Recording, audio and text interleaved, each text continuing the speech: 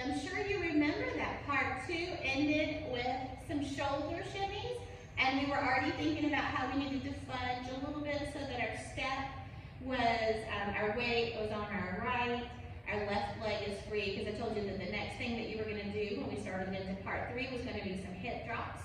So you were kind of already thinking that as you were finishing out that shoulder shimmy to kind of step back, prep that left leg, and get the arms into place.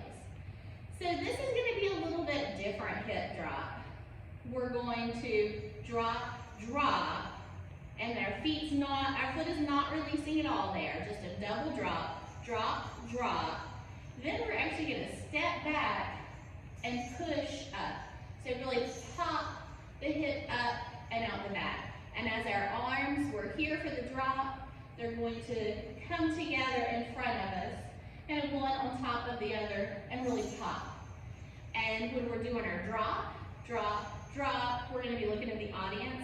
When we do our pop, and we brought our hand down, we pushed our foot out in the back, and we're popping, we're kind of going to look over our hip at the back, like, who's back on that side? Drop, drop, pop. Drop, drop, pop. So that's going to be a sequence that we do 3 times. We drop, drop, pop, drop, drop, pop, drop, drop, pop. And then on the next part, after the third, we don't do a 4th one. What we're going to do is go ahead and turn to the other side. And we're going to do a front part of a hip circle to get there. So we're calling it like a big, slow crescent.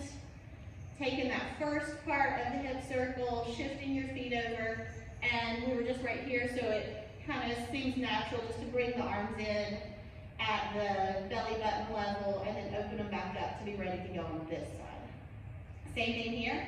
Drop, drop, pop, drop, drop, pop, drop, drop, pop.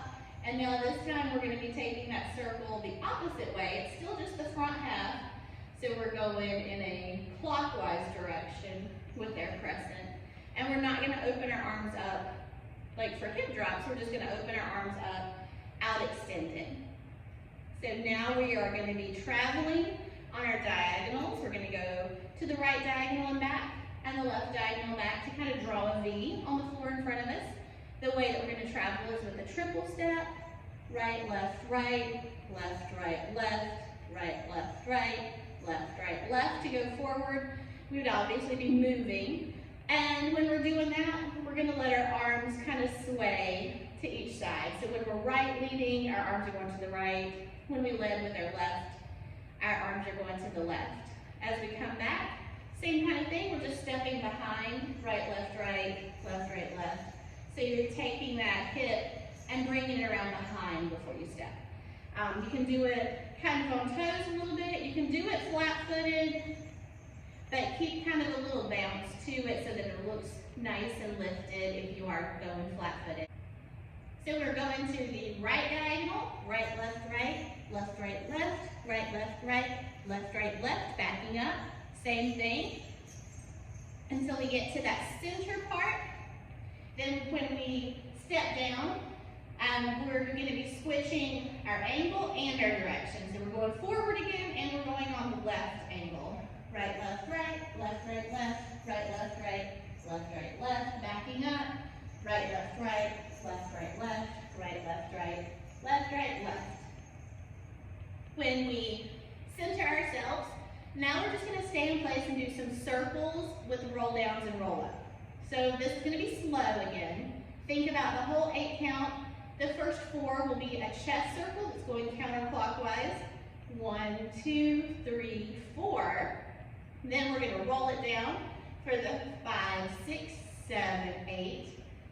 Here we're going to have a hip circle that's going counterclockwise. 1, 2, 3, 4. And rolling back up for the 5, 6, 7, 8. And that's going to repeat again. Then, after the second time that we've rolled up, we're going to have some bumps that finish out our song. First, we're just going to hit the first bump just by stepping out on the right and bumping the hip. After that, we're going to know where they're coming a little bit better. We've got a little bit more space between them, and we do something a little fancier, what we're gonna do is when we bump on some of the next ones, we're going to take our opposite arm across our stomach, and we're going to act like we're throwing something overhead. So if I'm going with my left hip, I'm gonna throw right as I bump. With my right, throw. So kind of practice that motion a little bit as something a little different that we haven't done before. And then when you've got the motion down, what we're gonna do is actually turn around a little bit with it. So on the right hip that was just bumping regular, we just went to the right. When we're gonna be ready to do the left, we're actually gonna step out towards the audience and give our little throw towards them. Then when we're ready to go to the right, we're gonna take a little quarter turn so that we are turned exactly to the back wall. We'll stay there, back wall for the left-hand one, and then no more throwing. We're just gonna step, step, step, pose.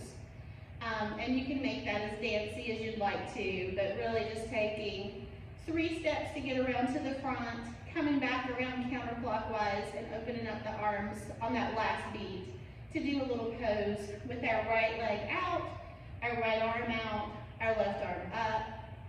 There's gonna be that last beat. There'll be about 3 seconds of silence after it for you to stand and hold your pose.